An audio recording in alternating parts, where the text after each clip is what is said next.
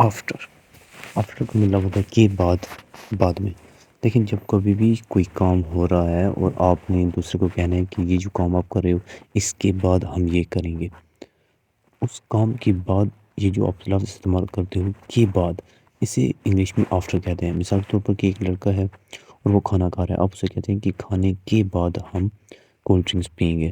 یا پھر آپ کوئی سونے جا رہے ہیں، آپ اسے کہتے ہیں کہ آپ سو لو، آپ کے سونے کے بعد جب آپ سو کر اٹھ جاؤ گے اس کے بعد ہم وہاں پہ گھومنے جائیں گے. یا کوئی بندہ ہے وہ نہانے جا رہا ہے، آپ کہتے ہو کہ ہاں یار آپ نہا لو نہانے کے بعد.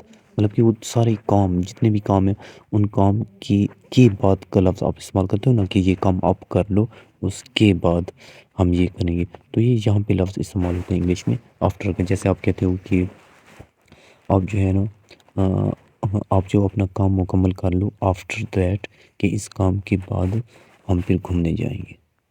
تو یہ آفٹر کا لفظ استعمال ہوتا ہے انگلش میں.